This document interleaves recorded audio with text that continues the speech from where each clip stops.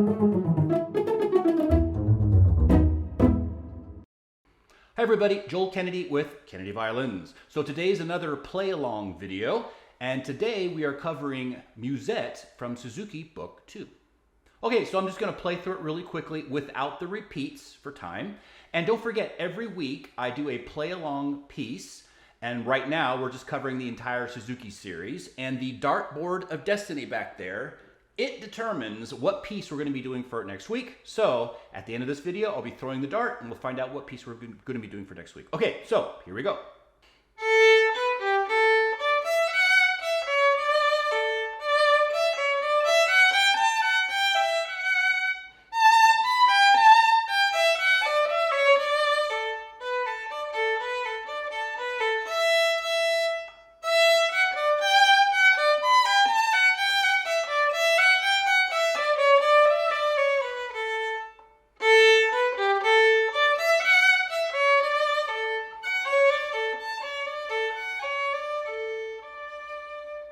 Okay, and that's that.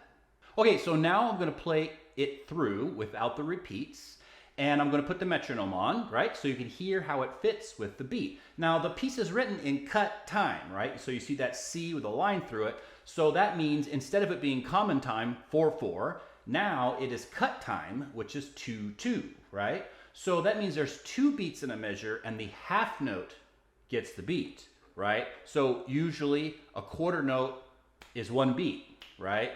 And then a half note is half note, right? And a whole note gets 4 beats. Well, now we're in cut time, so now the half note gets the beat, which means that there's 2 quarter notes in a beat, and there's 4 eighth notes in a beat, right? So it's a little bit different. Metronome at 40, half note, half note, half note.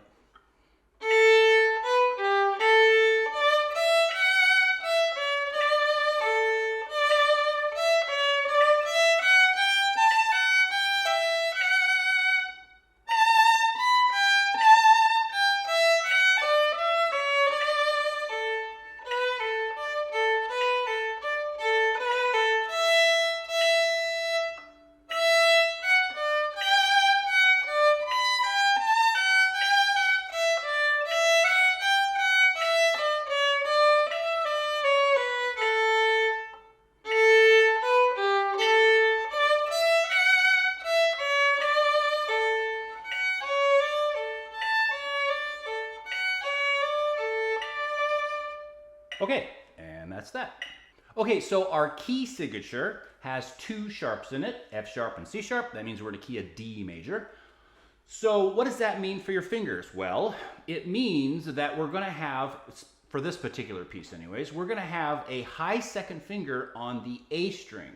Now, a lot of times in Suzuki, we're in a key of G major, and so we will not have that C sharp. But now we are in the key of D major, so we're gonna have that C sharp. So that means we're gonna have a high 2, right? So now, instead of your 2 touching your 1, your 2 is gonna touch your 3. Remember, the second finger can only be in 2 different places. It's either touching your 1 or it's touching your 3. There's nothing in between. So if you're not touching your 1 or touching your 3, you're probably putting it in the wrong spot. So make sure that your high second finger on your A string touches your 3rd finger.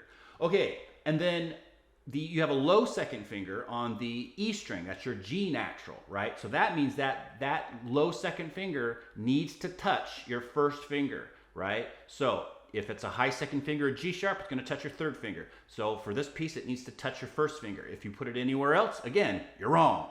It's out of tune, okay? So aim, every time you play that second finger, make sure it touches your 1st finger. Okay, so what is Suzuki trying to teach us by giving us this piece? Remember, every piece, they're incrementally trying to teach you a new skill. So one of the primary things they're trying to teach you in this piece is doing string crossings, but with mixed bowing. So instead of just 2 notes slurred, right? And then, just having, 2 notes slurred or 2 notes separate, now they're mixing it up. So for example, in the 3rd measure of the 2nd line, we see that we have 2 notes slurred in those 8th notes, right? And then separate, then So they're mixing it. Slur 2, separate 2, slur 2, separate 2, right? And then, so then they get a little bit more fancy, and in the third line, they are doing a continuous line of eighth notes, right?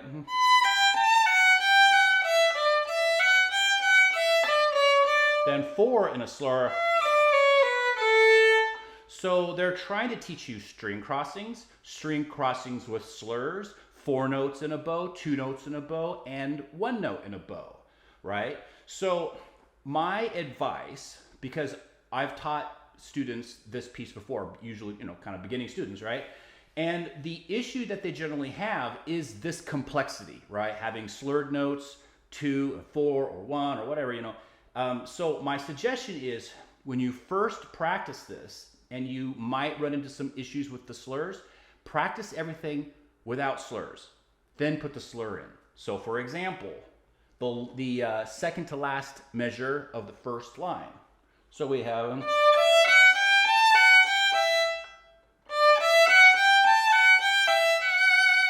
right?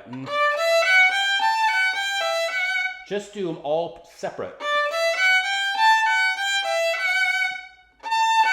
Touch that one.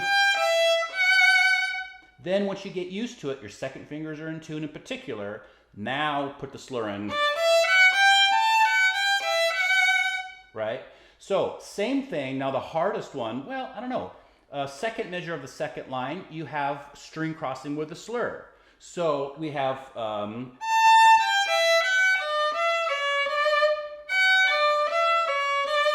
right? Again, practice that without the slur. 1, 3, 4, 2, 3. Touch that high 2 with your 3. So then put the slur in. Then you start from the beginning of the second line. Put the slur in. Then again. Then probably the hardest section is going to be the third line. So you see where those slurs start in the eighth notes. So we have...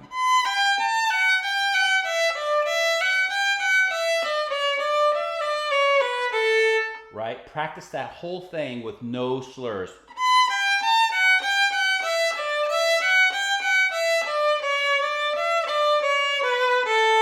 Once you can do it several times in a row with no mistakes, then put your slur in.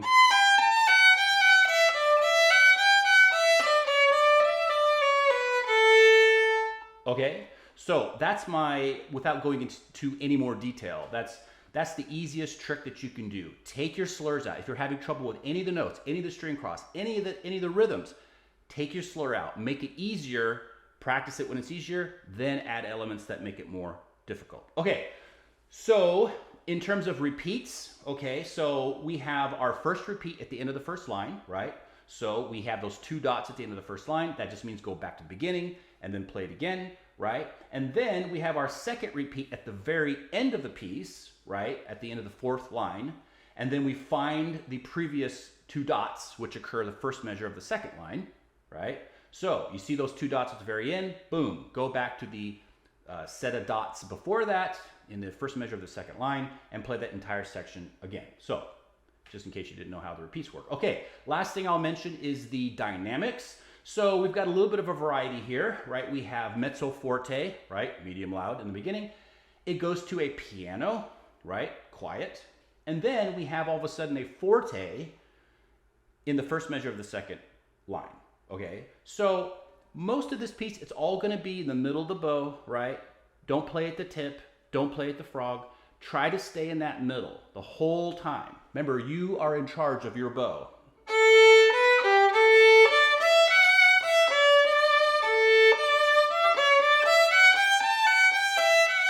Forte, diminuendo, break,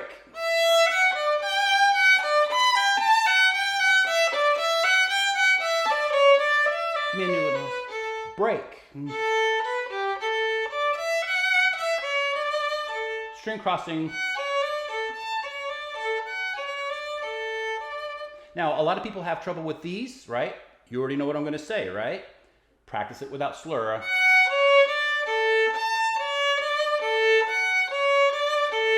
And make sure that high 2 touches that third finger.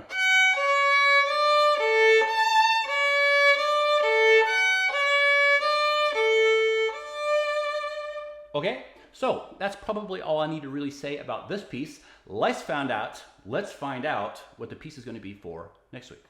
Okay, I have my weapon in hand. All small children, run. Let's find out what the piece for next week is. Okay, we have Book 1, Minuet 1. So Suzuki Book 1, Minuet 1. So everybody, don't forget to like and subscribe to the videos. I notice a lot of people are subscribing lately, which is awesome. Probably as a result of my shorts. I'm doing a lot more shorts these days. People seem to like those because you can flick through, I guess. But remember to like and subscribe. I do these videos every week, usually at least 2 videos a week, actually. A technical video and a play-along video. So, hope you guys have a good time practicing, and we'll see you next week.